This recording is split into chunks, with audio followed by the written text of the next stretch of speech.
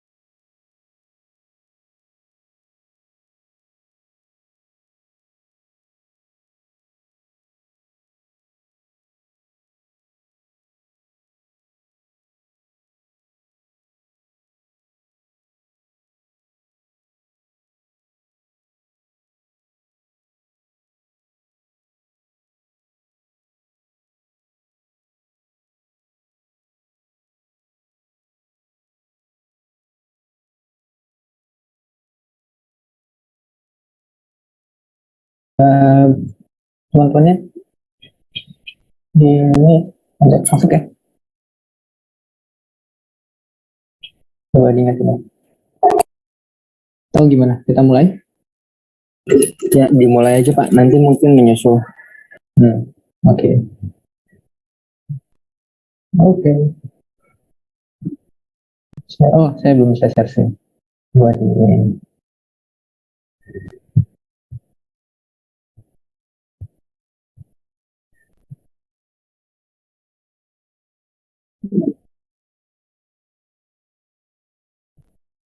Nah, ya. Oke, kita lanjutkan kuliahnya. Ini saya bisa kemarin kita sudah bahas terkait dengan kemarin kuliahnya terkait dengan monetisasi ya. Monetisasi. Ini layar saya udah kelihatan belum? Udah kelihatan belum ya? Layar lihat Pak. Lihat ya. Oke.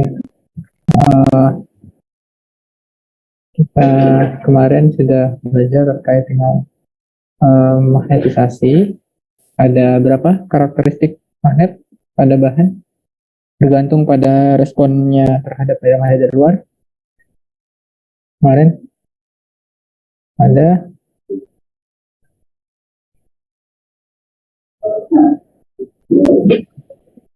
ada 4 ada 5 ya kemarin. Ada 5 ya, diamagnetik, paramagnetik, ferromagnetik, antiferromagnetik, sama perimagnetik.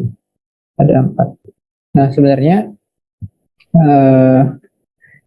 kita bisa gabungkan jadi 3 sebenarnya dari 5. Jadi kalau kita lihat itu sebenarnya kita bisa gabungkan jadi 3 itu diamagnetik, paramagnetik, sama ferromagnetik. Nanti antiferromagnetik sama perimagnetik itu kita bisa dikatakan sebagai ferromagnetik juga sih. Ya, nanti kalau kalian baca-baca buku gitu ya, ada yang mengatakan ferromagnetik. Nah, ferromagnetik itu sebenarnya bisa kita katakan dengan anti ferromagnetik atau ferromagnetik. Nah, kalau kita lihat dari strukturnya, interaksi antar spin atau orbitalnya ya, kan kemarin dia magnetik ini dia antar atom-atomnya nggak saling berinteraksi kan. Ini kalau kita punya spin up, spin down, antar tetangga-tetangganya dia nggak saling berinteraksi. Tapi kalau dia paramagnetik juga dia antar tetangga-tetangganya nggak saling berinteraksi. Yang dia magnetik responnya dia negatif kan kemarin. Kalau dia paramagnetik dia responnya positif. Tapi kalau ferromagnetik dia responnya positif. Cuman dia antar tetangga-tetangga atomnya atau spinnya dia berinteraksi. Ada interaksi antara tetangga-tetangga atom. Ya, kan kemarin kita sudah belajar ya terkait dengan sifat bahan berdasarkan respon terhadap medan magnet luar. Oke,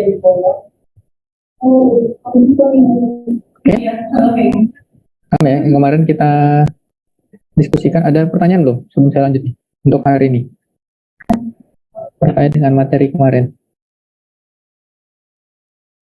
Nggak ada ya? Mungkin ya. Nah,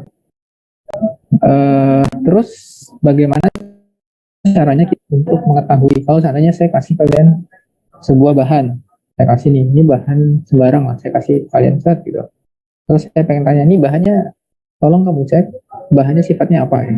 Secara magnetis, secara sifat magnetik dia punya sifat apa?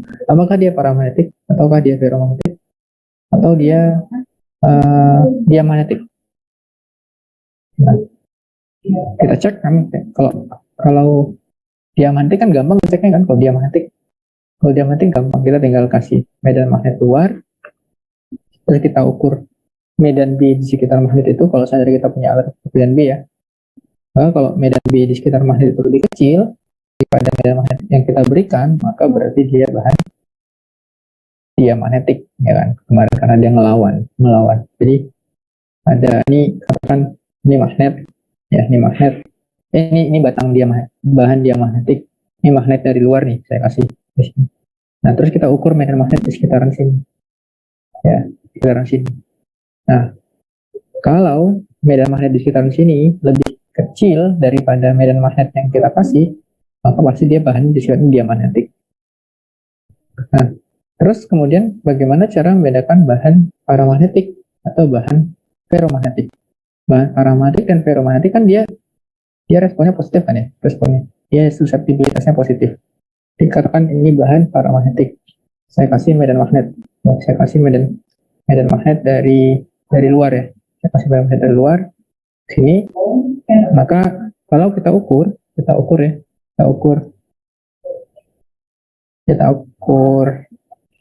misalnya bahan magnetnya sekarang ini ya, bahan yang mouse saya nih, ya kan? Choose video background. Kelihatan ya.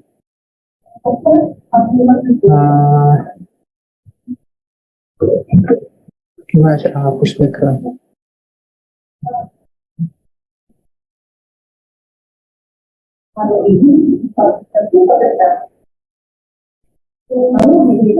Ya, nah kalau seandainya ini bahan magnet saya,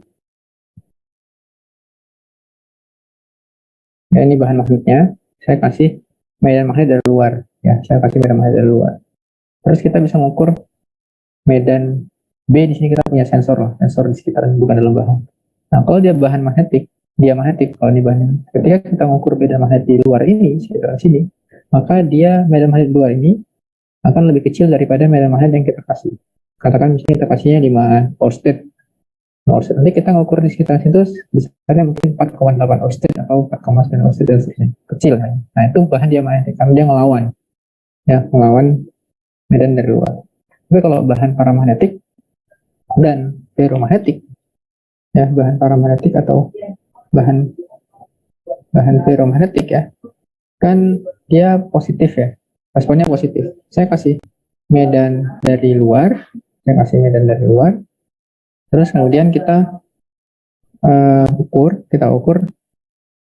ukur medan B di sini sekitarnya, maka hasil medan B di sini akan bernilai lebih besar daripada medan B yang kita kasih. Karena dia responnya positif, dia akan mengamplifikasi medan listrik yang diberikan dari luar. Gitu ya.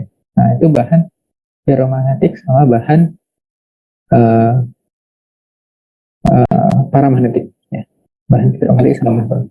Artinya dia bakal lebih besar kan daripada medan internalnya. Medan eksternal yang dikasih dari luar. Ya. Nah, kalau gitu gimana caranya kita mau ngebedain kan ini sama-sama responnya positif nih. Sama-sama responnya positif. Terus gimana cara ngebedainnya gitu supaya tahu oh ini respon positif, ini adalah bahan paramagnetik. Ini adalah bahan ferromagnetik. Nah, untuk membedakannya kita bisa lihat kurva histeresisnya ya. Kurva histeresisnya namanya kurva histeresis.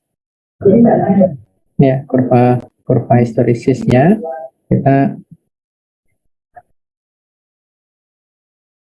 misalnya nih kita punya bahan magnet, saya kasih medan H dari luar, ya, saya kasih medan H dari luar, terus kemudian kita ukur B-nya, gitu. Kita ukur B. Maka nanti untuk bahan-bahan tertentu, ya, dia akan punya respon kayak gini. Ini bahan, kalau ini bahan ferromagnetik sih responnya kayak gini. Ini contoh yang saya tunjuk ini adalah bahan ferromagnetik. Jadi kalau saya punya bahan ferromagnetik, awalnya kan medan B di sekitarnya 0 awalnya. Awalnya di medan di sekitar ini 0. Terus saya kasih medan H. Medan H ini adalah medan eksternal. Saya kasih medan H, saya besarkan, maka dia akan besar. Naik terus sampai sini. Nah, medan H-nya. Nah, sampai di sini, kalau saya gedein kan saturasi ya. Saturasi kan. Mau kita tambahin medan B-nya seberapa besar pun, maka medan B yang terukur di sekitar material ya akan segitu juga gitu, bakal saturasi gitu ya. Saturasi. Nah, sekarang kan udah mentok tuh ya, udah saturasi. Terus kemudian saya balikin. Saya kecilin ini ya, medan H-nya saya kecilin, dan seterusnya. Maka nanti ini akan balik. Kalau kita ukur medan B di sekitarnya, maka dia akan balik, terus tapi baliknya tuh nggak ke nol gitu, nggak reversible. Ini kan tadi dia naik sini. Terus harusnya kan kalau medan H-nya saya turunin pelan-pelan, ke nol lagi, harusnya kan balik sini lagi kan. Tapi kalau saya kecilin, ini dia turun ke sini, kita naikin lagi ya, dia ke sini, nggak balik ke nol. Nah, ini kita sebut sebagai kurva histeresis. Ini kita sebut sebagai kurva histeresis. Yang mana nanti ini bisa kita pakai buat menentukan apakah suatu benda itu dia sifatnya paramagnetik, ferromagnetik, atau super ferromagnetik, super paramagnetik, misalnya gitu. Ini bisa kita pakai kurva ini. Ya. Ada alatnya, nama alat itu PSM, saya lupa kepanjangannya. Dia ada alatnya. Alatnya itu bekerja dengan cara memberikan medan H ke bahan ini, letakkan bahan di dalam, terus kita kasih medan H, si alatnya itu akan nge-generate medan H yang sudah teratur. Dia bakal nge-generate medan H, terus dia punya sensor sekitaran bahan itu, ada sensor medan B ya, sekitaran bahan itu, di-generate medan H-nya, di-generate sampai semua diukur, maka nanti kita bakal bisa mendapatkan kurva histeresis kayak. Nah, kurva histeresis di sini kita bisa tentukan, kita bisa pakai buat mengidentifikasi sifat magnetik dari bahan kita. Nah, titik-titik di sini, ini ya. Nanti kan titik di sini itu sebenarnya mewakili. Titik di sini itu kan artinya ketika saya hilangkan medan H-nya, maka si bahannya masih punya medan B kan, masih nyimpan medan B ya. Terus saya buat minus, arahnya baru dia hilang. Saya turunin, saya naikin lagi. Nah, ini kita sebut sebagai daerah retention, ya, daerah retentivity ya, daerah retentivity. Ketika medan eksternalnya 0, dia masih menyimpan medan magnet. Retentivity ini daerah koersif, ya, daerah koersivity. C dan D ini daerah koersif, artinya daerah di mana medan B-nya akan bernilai 0 ketika dikasih medan eksternal dari luar ya. Nah, ini kita sebut sebagai histeresis. Ini apa gitu Ya, oke. Ada pertanyaan nggak? Jelas ya? Ini kita sebut sebagai coercivity, ini retensivity. Nah,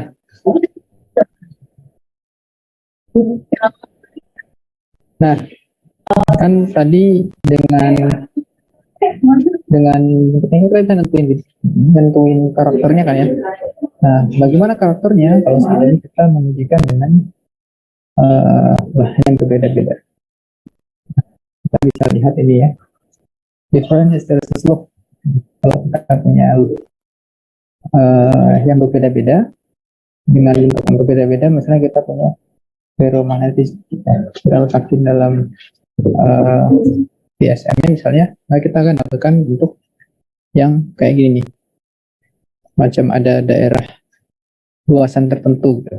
Ya, kalau dia bahannya magnetik ferromagnetik, tapi kalau dia bahan paramagnetik nih, maka dia akan membentuk sebuah, dia nggak bakal ngasilin luasan, dia hanya bentuk garis karena dia nggak, kan tadi ya di awal saya jelasin bahwasanya antar spin-spin elektron antara orbital-orbital elektron itu dia dan tetangganya tidak saling berinteraksi otomatis, dia kan hanya merespon medan dari luar doang kan, karena antar tetangganya nggak berinteraksi. Nah ya udah dia karena ketika medan luarnya dihilangkan, ya B-nya juga hilang ya, jika medan internalnya juga hilang. Tapi kalau yang ini yang biru, yang biru ketika medan B-nya dihilang, medan eksternalnya, medan luarnya dihilangkan, dia masih menyimpan sebagian dari medan B. Nah, dia nggak langsung balik ke posisi awalnya. Karena itu dia terjaga oleh interaksi antar sesama tetangganya. Kalau dihilangkan, dia masih berinteraksi, dia butuh sedikit energi balikan supaya dia bisa nilai nol. Nah, ini berarti paramagnetik. Ini super paramagnetik, dia dikasih medan H sedikit dia langsung naik tinggi gitu, naik tinggi. Sebenarnya sama-sama para ya, para cuman ini super aja, kita sebut sebagai super karena kalau kita kasih medan H dikit dia langsung responnya gede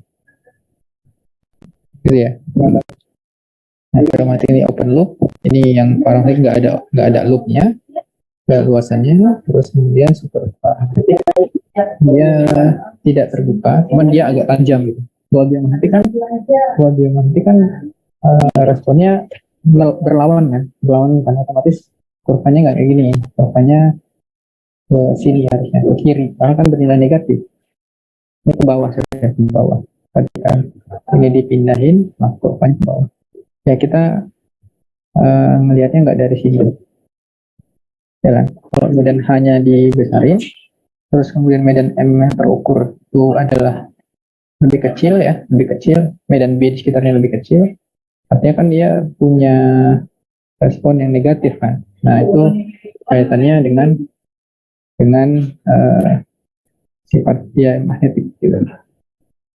Oke, ada pertanyaan nggak? Contoh bahan diamagnetik kemarin apa? Ada yang masih ingat?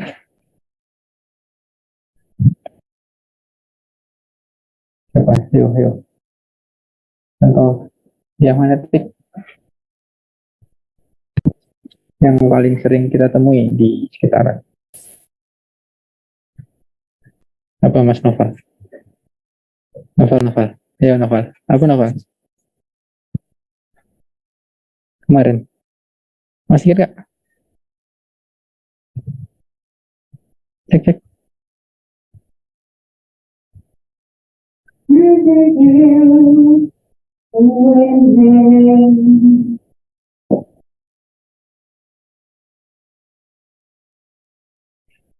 Halo, ada yang bisa bantu jawab nggak?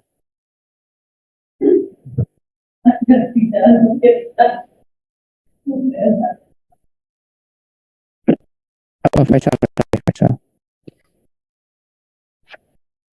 Faisal? Contoh bahan diamagnetik yang kemarin. Hmm?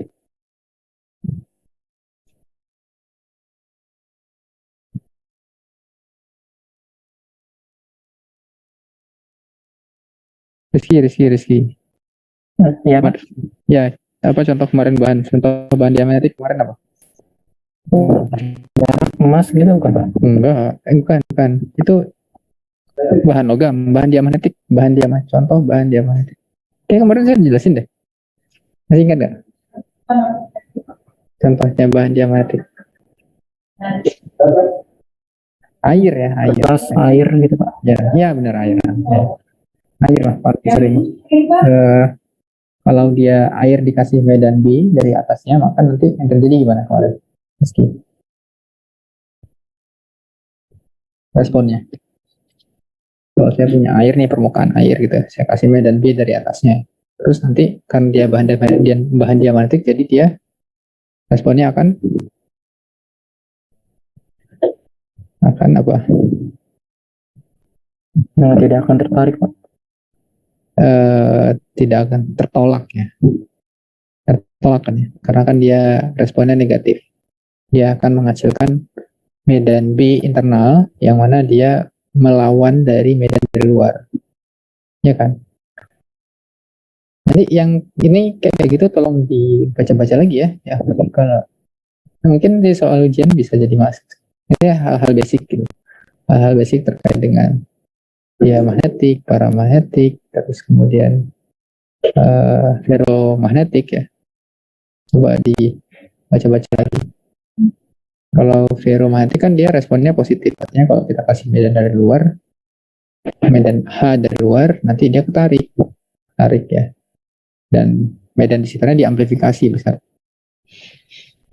Oke ya, ini untuk pembahasan magnet kita cukup sampai di sini. Nah, saya akan pindah ke bab baru. Karena kan kemarin kita pertemuan kemarin udah bahas tentang magnet. Ini saya untuk hari ini karena yang bagian ini saya jelaskan ya bagaimana cara kita mengkarakterisasi material magnetik. Nah, makanya saya di awal mungkin beberapa menit ini saya jelasin kelanjutan dari yang kemarin dulu. Nanti coba di review lagi lah ya, di review bahan magnetik, bahan diamagnetik, bahan ferromagnetik. Yang membedakan dia secara mikroskopik itu apa? Yang membedakan dia secara respon terhadap medan magnet luar itu apa? Nanti tolong dibaca-baca, dibaca-baca. Oke, ada pertanyaan sebelum saya lanjut ke bab selanjutnya terkait dengan superconductivity. Ya, jadi kita kalau di magnetik ini kita membedakan karakteristiknya, kita bisa lakukan pengujian ini ya, kemudian kalau secara instrumen kita sebutnya sering sebagai PSM, tapi kurang lebih dia bakal dapat bentuk histeresis dari sebuah magnet ya. Kalau kita kasih medan eksternal, maka kita ukur medan di sekitarnya, maka kita akan dapatkan respon magnet di sekitar medan itu. Ya, yang mana intinya kalau dia bahan ferromagnetik dia akan membentuk sebuah luasan yang kita sebut sebagai histeresis. Kalau dia bahan paramagnetik dia karena nggak ada interaksi antara atom-atom tetangganya, maka dia akan membentuk garis saja, garis ya, garis kalau hanya dihilangkan ya medan B-nya 0, hilang. Oke? Cukup, ada pertanyaan sebelum saya pindah ke superconductivity?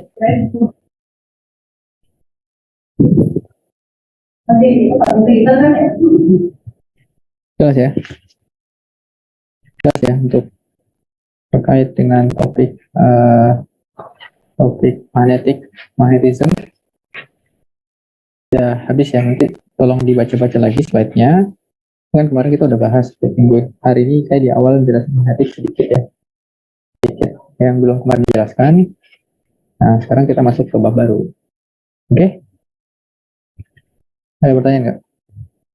Sepertinya belum ada. Belum ada ya? Oke. Kita lanjut ke materi selanjutnya.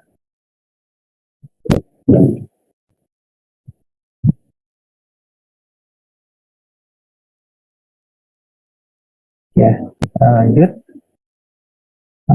ke superconductivity. Ada yang tahu nggak sebelum saya masuk apa itu superkonduktif? Belum saya jelasin. Conductivity yang super ya, super konduktif. conductivity yang sangat mudah menghantarkan listrik. Terus ya super berarti sangat sangat sangat menghantarkan gitu ya. Sangat menghantarkan. Secara definisi ini ya, secara definisi superkonduktif itu adalah sebuah fenomena pada material yang terjadi pada suhu yang sangat rendah, ya, yang mana ketika kita bawa bahan ke suhu yang sangat rendah, maka dia akan mengalami perubahan sifat ya, sifat secara signifikan. Kalau kemarin kan di sifat semikonduktor kan, kalau kita ubah suhunya kita naikin, konduktivitasnya bertambah. Kalau kalau suhunya dikurangin, konduktivitasnya berkurang kan gitu ya. Nah ini superconductivity ini lebih ke bahan metalik biasanya. Misalnya ke bahan koper, nggak harus metal juga sih. Campuran juga bisa komposit. Kalau kita punya bahan logam, kan katakan Cu, kita dinginkan sampai sangat rendah ya, sampai di suhu yang sangat dekat ke 0, mungkin di 4 Kelvin atau 10 Kelvin, kita turunkan suhunya, maka kita akan dapatkan sifat superkonduktivitas dari sebuah material, dari bahan Cu kita itu. Ya, artinya di suhu itu dia akan bersifat sangat menghantarkan listrik gitu. Ya hampir zero emission lah, nggak ada energi yang dibuang ya, atau ini over secara ya kita bisa bilang arus abadi lah gitu ya, secara ini ya, secara nggak tahu itu berlebihan atau enggak, tapi kalau kita kasih arus di situ ya dia akan terus ada arusnya selamanya, karena nggak ada hambatannya sama sekali.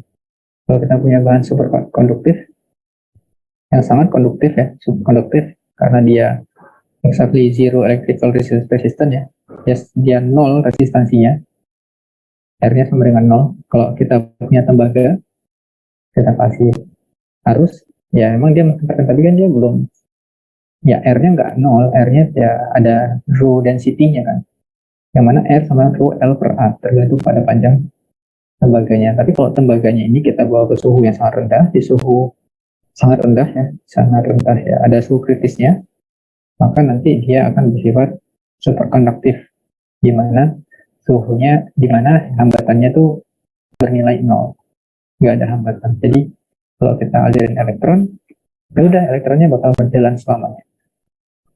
Harus abadi ya, bahasanya mungkin kayak gitu ya.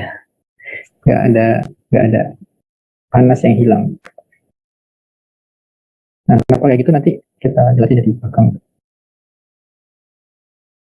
Nah, pada suhu yang sangat rendah dia airnya bakal hilang. Nah, fenomena ini pertama ditemukan oleh ini ya, namanya Kamerlingh Onnes pada tahun 1953 sampai 1960. Jadi ini fenomena yang sebenarnya udah cukup lama teramati ya,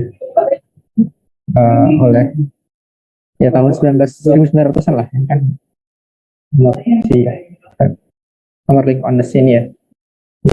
Ini sebenarnya ditemukan dari sejak tahun 1900-an, fenomena superkonduktivitas 1911 oleh Kamerlingh Onnes ya. Dia mencoba mempelajari resistansi dari sebuah bahan merkuri, terus kemudian dia coba pelajari resistansinya, terus kemudian dia coba kasih liquid helium ya, liquid helium coba dia siram ke bahannya, dikasih, terus kemudian dia amatin fenomena resistansi hambatan dari merkuri, bahan merkuri. Dan dia menemukan muncul tuh sifat konduktif ya, sifat konduktivitas itu muncul di bahannya yang dikasih ketika suhu 4,2 Kelvin. Nah, ya, ketika di suhu 4,2 Kelvin ini dia lihat kok tiba-tiba hambatannya hilang gitu. Awalnya ada, terus tiba-tiba ceklek itu langsung hilang, nggak ada. Dan dia nggak punya hambatan. Nah, setelah eksperimen pertama kali yang dilakukan oleh Kamerlingh ini ya, dengan merkuri, maka selanjutnya dengan menggunakan logam-logam lain itu muncul dengan Cu, dengan perak, seterusnya diturunkan di suhu rendah, dia akan mengalami sifat superconductivity. Ya. Nah, jadi ada titik kritis di mana kalau kita punya bahan, maka dia akan menunjukkan sifat conductivity yang mana kita sebut sebagai titik kritis atau suhu kritis. Suhu kritis dia kalau nanti bahan Cu suhu kritisnya berapa, bahan perak suhu kritisnya berapa, tadi bahan merkuri suhu kritisnya 4,2 Kelvin. Nah, teknologi untuk mendinginkan material itu atau kita membawa material itu sangat dingin, kita bisa pakai liquid nitrogen atau liquid helium gitu ya. Kayak kan sekarang liquid nitrogen juga gampang banget dapetnya. Saya udah banyak dipakai lah. Sekarang orang masak juga ada buat supaya masakannya lebih enak gitu, lebih cepat prosesnya. Kalau nonton MasterChef itu ya, ada yang masak dengan pakai liquid nitrogen buat mendinginin beverage-nya dia buat makanan. Ya nggak tahu saya tujuannya itu. Ya liquid nitrogen itu bukan hal yang susah untuk didapetin. Nah, liquid nitrogen atau liquid helium. Kalau kita bisa kasih liquid nitrogen ke bahan kita, maka dia akan mendapatkan suhu yang sangat rendah sehingga sifatnya itu yang awalnya jadi bahan normal, artinya dia punya R dengan nilai tertentu, terus tiba-tiba R-nya hilang di nol. Kurang lebih kayak gini ya. Nah, kalau saya punya bahan non superkonduktif, kan kayak gini ya. Saya turunin, ya dia nggak R-nya yang menuju satu nilai tertentu. Tapi kalau bahan superkonduktor, katakan tadi merkuri atau Cu dan lain-lain, ini saya dinginkan, sampai suhu kritis, ya, tiba-tiba di sini jeblek, langsung R-nya hilang, ya, tiba-tiba R-nya jadi nol. Nah, jadi kalau kita punya bahan yang R-nya nol, otomatis harusnya sangat, ini kita kasih potensial yang sangat kecil, jadi dia langsung ngalir gitu, dan nggak bakal berhenti harusnya, ya akan ada seterusnya gitu. Kalau dia punya bahan superkonduktor, ya dia zero ya kecil lah hambatannya. Makanya kadang di beberapa teknologi sekarang itu, kalau kita mau mengenerate medan magnet yang cukup besar, karena kita tahu dari hukum Faraday ya, setiap ada arus maka ada medan B kan ya. Kalau kita ngasih medan I, kita kasih I, maka muncul B. Nah, bagaimana cara kita kalau mau membangkitkan medan magnet yang sangat besar? Ya, kita cukup buat semacam kumparan yang terbuat dari bahan superkonduktor. Kita lihat arus, ya, arusnya kita kasih potensial ya, kita kasih potensial listrik, kita alir arus, maka pada bahan itu akan mengalir arus listrik yang cukup besar dan dia akan mengenerate dan B juga yang cukup besar. Gitu. Kalau kita pakai bahan-bahan yang biasa kan, kita nggak buat ngegenerate medan B yang besar kan berarti butuh arus yang cukup besar juga. Ya. Nah, kalau di superkonduktor ini kita bisa dapatkan medan B yang jauh lebih besar. Nah, tapi secara sifat, intinya kalau kita punya bahan superkonduktor, kita turunkan suhunya, turunkan sampai titik tertentu, maka akan sampai titik kritis ya, maka akan terjadi hilangnya resistansi sampai dari bahan itu akan hilang, akan intinya itu. Nah, efeknya apa? Efeknya ketika dia dia berada di titik kritis ya. Efeknya apa itu ya? Nah, ketika di titik kritis ini, artinya bahannya sekarang udah sangat konduktif, dia udah jadi superkonduktor. Nah, ada namanya efek Meissner. Ini juga ya 8 tahun setelah Kamerlingh tadi menemukan fenomena superkonduktor ya. Di 1920 si Meissner ini menunjukkan suatu superkonduktor. Tadi kan di pembahasan sebelum tentang sifat magnet, benda magnet, kalau saya kasih medan dari luar kan dia punya respon. Nah, responnya itu kita bisa kategorisasi dia sebagai bahan magnetik, bahan diamagnetik, bahan paramagnetik, diamagnetik atau ferromagnetik. Ya kan? Kemarin yang tadi ya. Nah, sekarang Kalau kita punya bahan superkonduktor di suhu yang sangat rendah, di suhu titik kritis, ya ini sekarang kita kasih medan magnet dari luar. Ya, kita kasih medan magnet dari luar. Nah, kita pengen lihat responnya seperti apa. Nah, ternyata responnya ini akan melawan terhadap medan magnet dari luar. Atau kita sebut berarti dia seperti bahan eh, bahan diamagnetik ya, bahan diamagnetik. Karena kan tadi bahan diamagnetik itu kan melawan medan dari luar kan ya.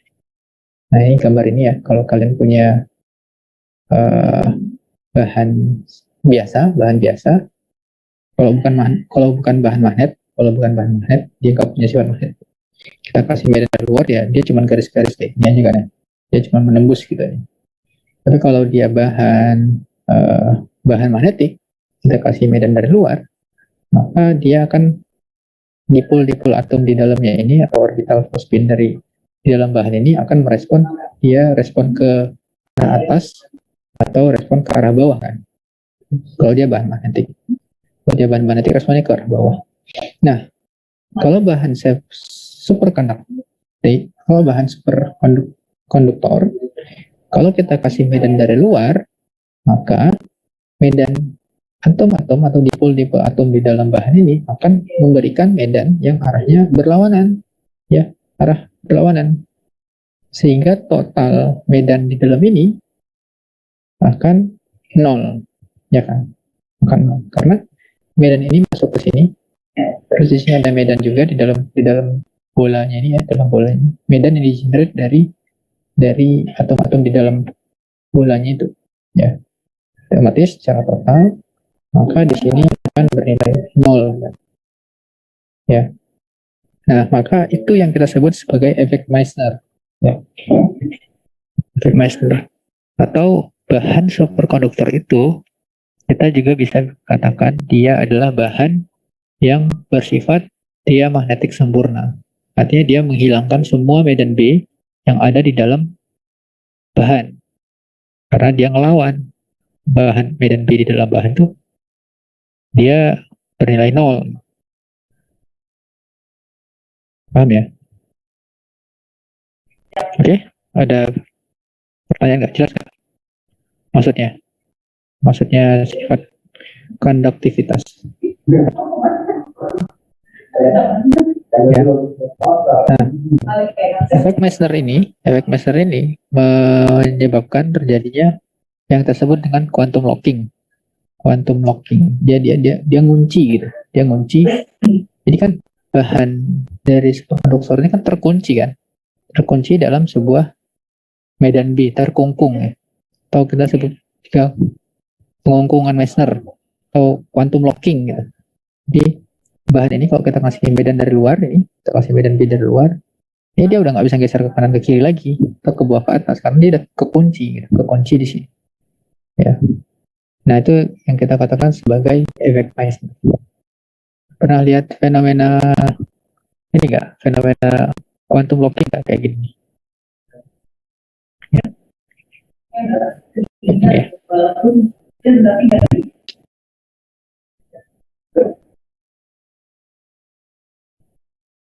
Ini salah satu contoh dari efek Meissner ya.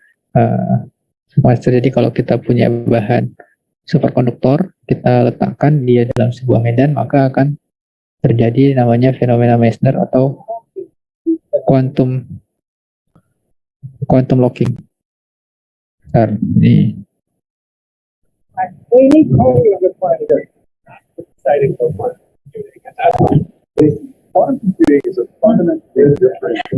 iklannya. Bentar. Iklannya malah quantum computing.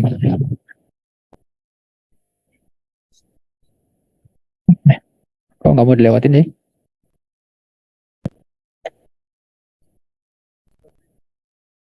Kok nggak mau? Iklannya quantum komputer. Nah, ini sebuah bahan superkonduktor. Ya.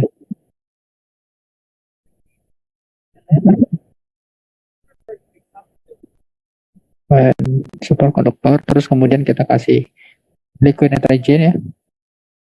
Liquid nitrogen. Nah, ini dia sekarang udah jadi bahan superkonduktor karena dia sudah dikasih dia nitrogen ya, dia sangat dingin. Nah, terus kemudian kita kasih bahan magnet di atasnya. Maka ini mereka udah terkunci nih, dua-duanya udah saling kekunci karena adanya efek Meissner. Ini kan dia bahan diamagnetik sempurna ya, dia bakal nolak ke sana. Dia bakal nolak ke sana. Ya, ini bahannya dia kekunci gitu, kekunci. Nah, atau bahkan bisa ngangkat gitu ya. Dan itu sangat sangat kuat gitu, sangat lumayan kuat lah. Atau kalau kita punya medan magnet yang banyak, atau ini di bawahnya sangat banyak ya. Ini kita punya bahan superkonduktor. Nah, maka dia akan kekunci di bawah magnet ini. Ya, dia bakal kekunci. Ya, nah, ataupun kalau kita kasih dia dari bawah, dia udah kekunci dan nggak bersentuhan. Ya, nah ini namanya efek Meissner. Tapi syaratnya dia harus di suhu kritis, suhu yang sangat rendah.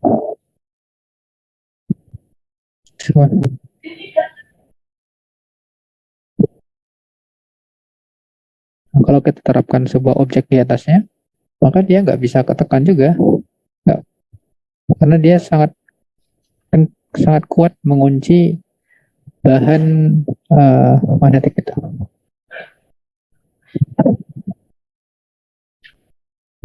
Ya. Nah, karena saking kuatnya dia mengunci, ini teknologi ini tuh efek Meissner itu juga dipakai PPI, magnet.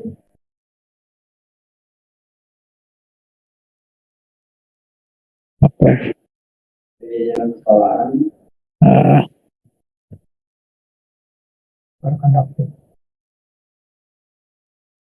Jadi karena dia punya konduktivitas yang dia punya efek uh, quantum locking ya, quantum locking atau efek Meissner tadi, maka ini banyak salah satu aplikasinya di magnetic levitation, di train magnetic levitation ya, kereta cepat gitu, kereta cepat di bawah-bawah itu, di rel keretanya itu dibuat magnet, terus kemudian di bawah kereta itu dikasih bahan superkonduktor, terus kemudian ada sistem bagaimana supaya dalam sistem kereta itu ada semacam liquid nitrogen yang terus mengalir mendinginkan bahan superkonduktor tadi. Nah, itu mau kita bikin relnya modelnya samping ngegantung gitu ya, itu dia udah kunci gitu, kunci si bahan superkonduktornya tadi ya. Nah, kebayang ya, jadi karena dia sekarang di suhu kritis, maka dia akan bersifat melawan, memunculkan medan magnet yang melawan dari medan luar, sehingga dia akan terkungkung di dalam sekitaran medan magnet itu. Kalau kita tarik ini ke samping, ini akan agak susah ya. Kita kiri juga susah, ke atas juga susah. Karena dia dikungkung oleh medan B ini. Gitu. Nah, sifat ini, kondisi kondisi dia berada dalam superkonduktor ini kita sebut sebagai sifat diamagnetik sempurna. Ya, oke ya, itu pengantarnya tentang karakteristik dari sebuah bahan superkonduktivitas. Jadi kita bisa lihat dari fenomena zero resistance-nya, terus kemudian kita bisa lihat dari fenomena efek Meissner-nya. Gitu ya. Sebuah bahan masuk. Ya, silakan. Berarti untuk bahan superkonduktor ini dia harus selalu kalau misalnya suhunya dia naik, berarti efek Meissner itu akan hilang ya, mati, gak bersifat superkonduktor lagi dia. Kayak kita harus ngejagain dia di titik kritisnya, kalau nggak dia hilang. Makanya kan kalau tadi kalau diaplikasikan dalam magnetic levitation train ya, itu di bawah keretanya itu ada semacam sistem aliran liquid nitrogen. Jadi liquid nitrogen itu kayak muter gitu di bawahnya sistem itu buat ngedinginin si bahan superkonduktornya. Jadi ketika dia jalan, dia akan tetap dingin gitu. Ada bahan liquid nitrogen yang selalu didinginkan. Jadi ada kulkas gitu. Biasanya namanya cryostat namanya cryostat. Bahkan liquid nitrogen itu bisa didinginkan di cryostat. Nah, terus kemudian dialirin di bawahnya itu, terus nanti dia muter balik lagi ke cryostat. Terus muter balik lagi ke cryostat. Jadi si bahan eh, bahan si superkonduktor itu tetap terjaga dingin gitu di suhu titik kritis. Kan untuk menjaga dingin kan kita kasih liquid nitrogen. Nah, liquid nitrogen kita kasih dia semacam dipompa supaya dia berputar di bawah kereta, terus masuk ke cryostat, dingin lagi kan, terus jalan lagi, ya sambil jalan dia suhunya menghilang. Ada yang tapi sebelum dia hilang kita slow terus, dia masuk ke cryostat lagi buat dinginkan. Ya, itu syaratnya sih. Syaratnya harus di suhu kritis. Sangat dingin lah. Suhu 4 Kelvin itu kan dingin banget. Ya. Tapi ini masih terbuka sih untuk riset. Tapi jadi nggak tahu di Indonesia pakai ngerti ya. Riset untuk nge-push supaya titik kritisnya bisa sampai di suhu ruang sejauh yang pernah saya baca diskusi sama dosen saya juga ketika saya S2. Terus sekarang ada material yang dia suhu titik kritisnya itu di suhu sekitar 130 Kelvin, tapi masih di bawah suhu ruang juga ya. Masih ke suhu minus kan, masih jauh juga sih. Kalau kita mau ngebawa suhu ruang tuh kayaknya masih butuh waktu berapa tahun lagi mungkin yang risetnya terus berjalan gitu. Tapi sebenarnya teori ini, fenomena ini sudah ditemukan dari 1911, udah 1 abad ya, 1 abad juga. Tapi progresnya memang agak kayaknya udah mulai mentok juga sih. Ya kalau mau di push lagi nih, mungkin ada peluangnya buat di push. Mungkin harus ngembangin teori-teori yang berkaitan lah supaya bisa dikembangin. Atau harus nemuin material baru. Ya ada kandidat material topologi, ada kandidat material 2D material ya untuk nge-push kondisi supaya bisa dibawa ke suhu yang lebih tinggi titik kritisnya. Ya tadi pertanyaannya ya harus dijaga terus ya di suhu kritis. Ya. Ada lagi yang lain? Pertanyaan?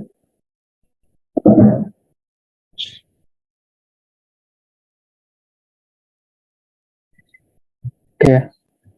Dan juga ini karena dia bahan superkonduktor. Tadi kalau pas saya nonton itu kan ada tentang super quantum komputer kan, quantum komputer iklannya tadi. Nah sebenarnya komponen yang mengisi bahan quantum komputer itu juga ini bahan konduktor, dia harus dijaga di suhu dingin. Ya makanya sebelum banyak dijual komersial ya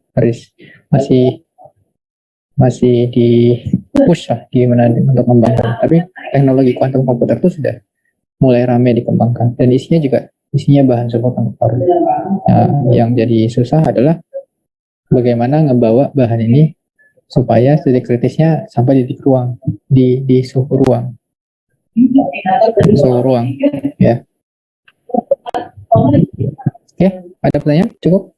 Yang lain?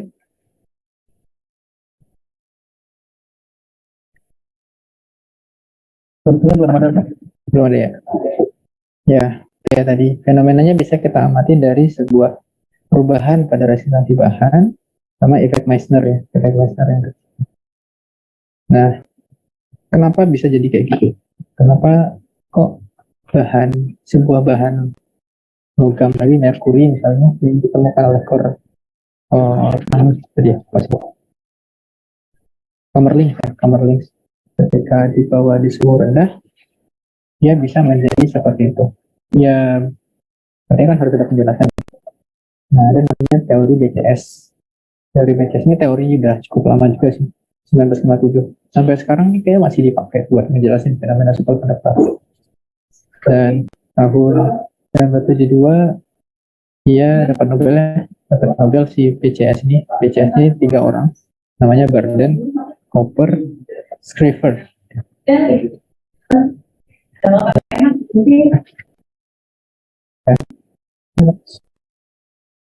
Copper sama Scriver. Ini tiga orang ini yang mencoba menyusun teori untuk menjelaskan fenomena superkonduktor. Kenapa bahan itu tiba-tiba memiliki sifat superkonduktor? Padahal kan kemarin kita belajar bahwasanya sebuah bahan ketika elektronnya berjalan bakal bertumbukan kan dengan fonon-fonon yang ada di bahannya, atom-atom.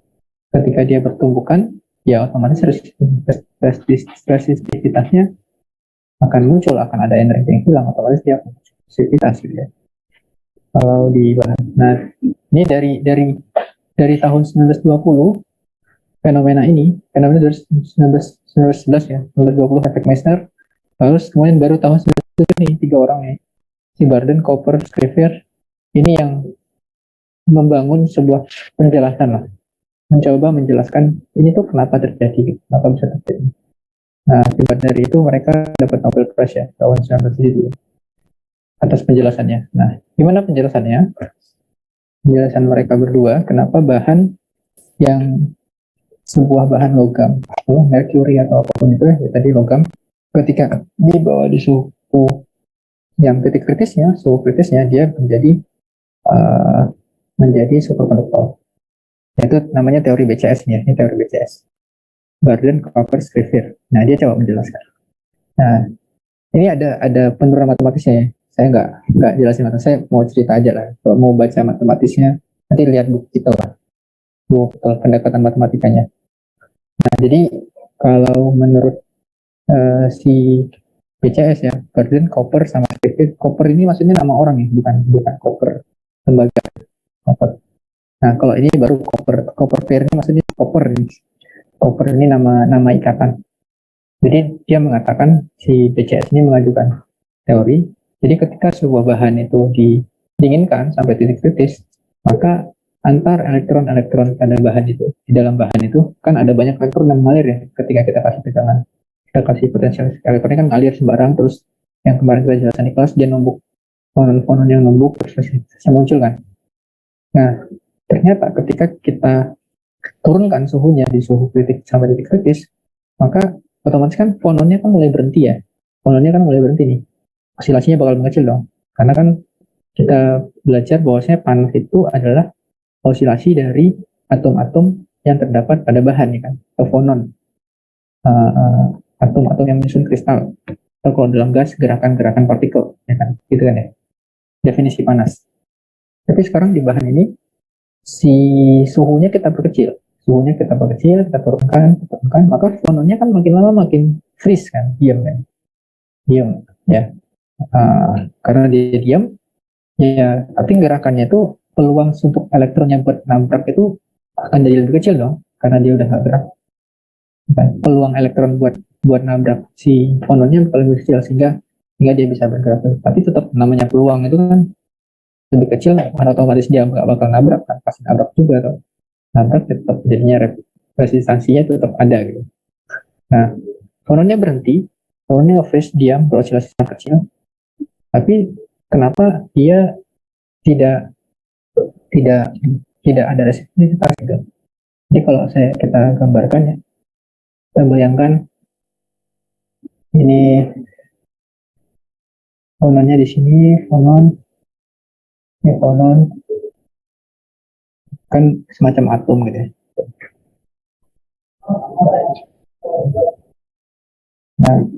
Nah ini kan kalau di suhu tinggi kan dia gerak si fononnya. Terus dia bawa ada elektron kemarin.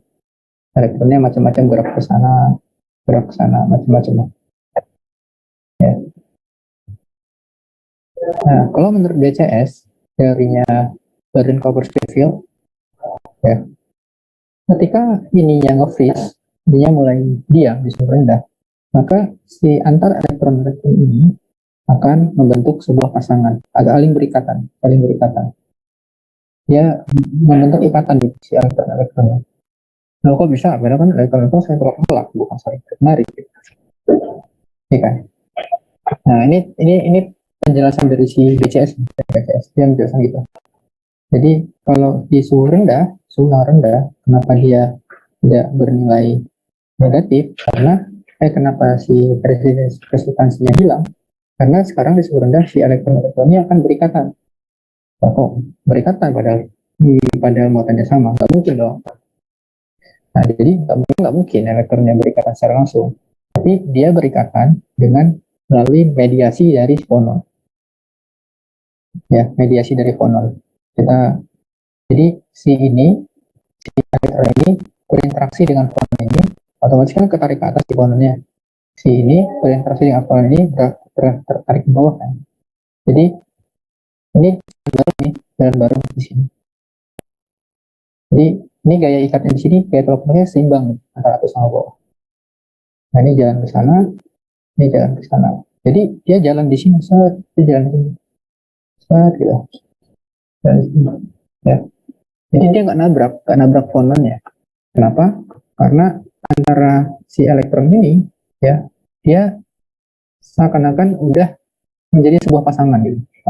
Pasangan elektron. Makanya dia copper pair di sini ada ikatan dua buah elektron yang terjadi akibat ada mediasi di tengahnya, mediasi antara fonon. Jadi mereka nggak langsung berikatan, tapi sebenarnya elektron ini berinteraksi sama fonon, elektron bawah berinteraksi sama fonon, jadi kita bisa pandang ini seakan-akan seperti berikatan secara bersamaan terus berjalan, sehingga dia jalan lurus. Kalau nggak ada ikatan kayak ini kan dia pada posisi ketarik kan, ketabrak terus tabrak ketika dia jalan, karena ini muatan cenderung positif. Kalau saya alirin jalan ke sana, jalan positif, otomatis dia bakal kayak gini nabrak terus turun ke sana dan seterusnya kan gitu ya. Kalau dia bisa balik sana dulu, balik sini gitu kan ya. Nah BCS ini bilang, teori BCS ini berpasangan, membentuk pasangan terus dia baru jalan, jadi dia tidak menabrak si fononnya sama sekali, nggak menabrak fonon, jadi dia hambatannya bisa 0.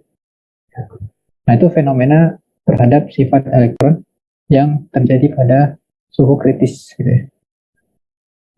Nah itu penjelasan dari BCS, Badan Copper Scripture tahun 1997. Nah, copper pair are formed by an attractive force between electron from the exchange of the phonon. Ya, dia mengatakan antar elektron, attractive force between electron. Ya.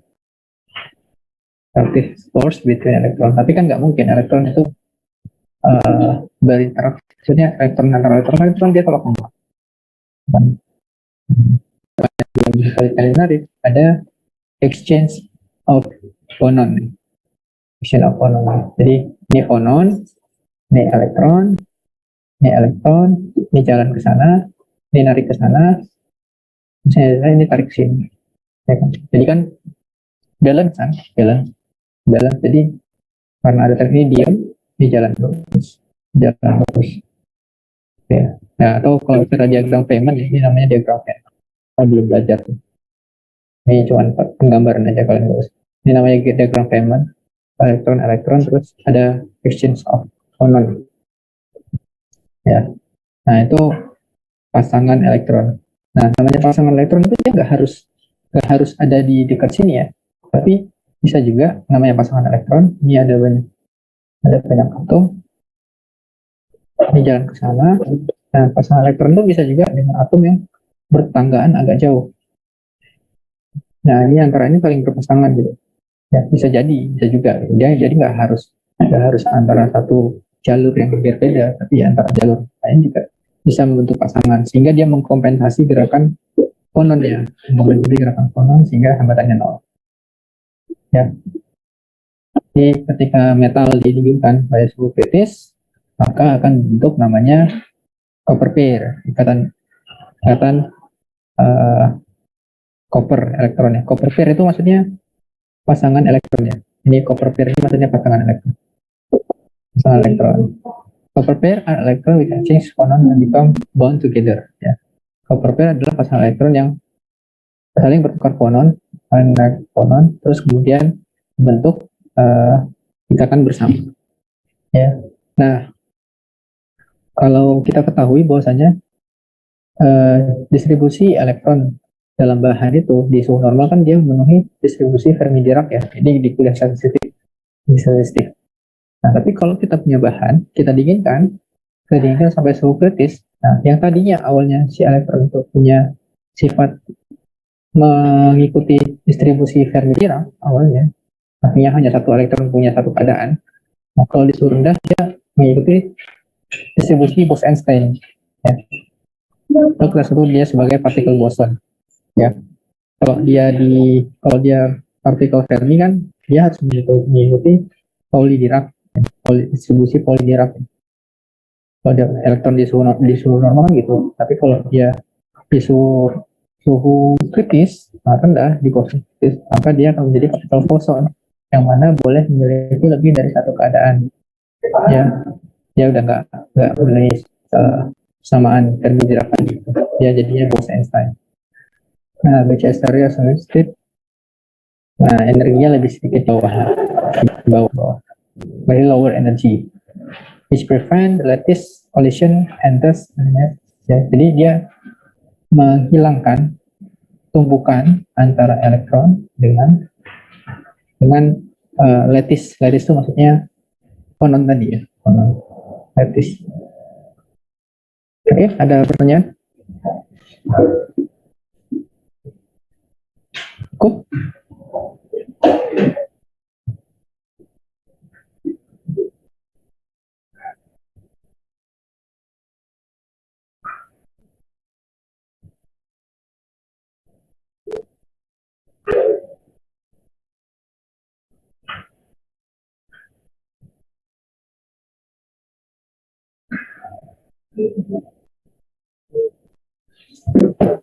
Ada pertanyaan? Yang lain? Silakan ya. Jelas ya? Jelas. Untuk hari ini saya jelasin sampai teori BCS.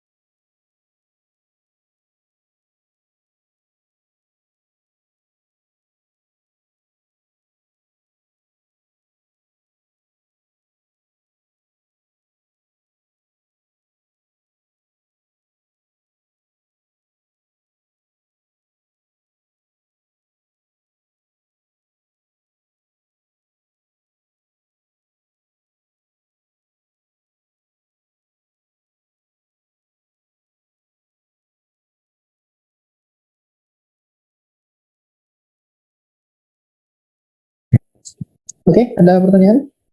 Yang lain? Izin bertanya Pak, Oh, oke. Sip. itu Pak untuk perihal penugasan yang kemarin itu ya Pak, 3 sampai 5 lembar ya Pak. Untuk cover juga terhitung di 3 sampai 5 lembar itu nggak Pak? Covernya enggak lah. Covernya Cover sama dafus enggak Pak? Berarti? Enggak ikut. Berarti itu 3 sampai 5 lembar itu bab Ya. 1 sampai bab 3. 1, bab 3 ya. Ya 3 lembar boleh, 5 lembar. Ya. Baik Pak. Oke. Yang isinya aja. Oke, ada pertanyaan yang lain?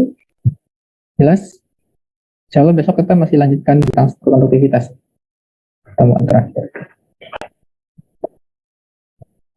Nanti tolong inilah untuk UAS itu kan saya di kelas itu menjelaskan terkait dengan fenomena diset padat ya. Ada yang saya menjelaskan secara teori, saya jelaskan dengan pendekatan matematis. Ada yang saya cuma cerita-cerita gitu aja.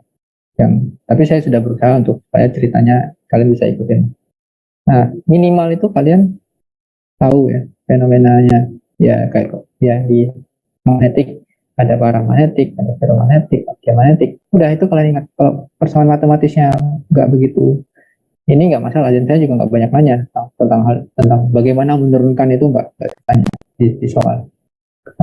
Yang penting kalian tahu, oh di bahan semikonduktor itu ada tipe N, tipe P, tipe N itu yang dominan muatan carrier. Muatan carriernya apa?